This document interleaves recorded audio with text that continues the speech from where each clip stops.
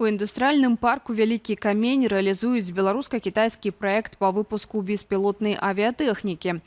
Паводле прадстаўніцы Інстытуту эканомікі Акадэміі навук Алены Прасніковай, там вырабляюць лятальныя апараты, рухавікі, сістэмы сувязі і іншыя тэхналогіі, прызначаныя для мірнага выкарыстання. Аднак ці насамрэч праект мае выключна грамадзянскую скіраванасць? Мы запыталіся ў беларускага добраахвотніка Андрэя Кушнярова.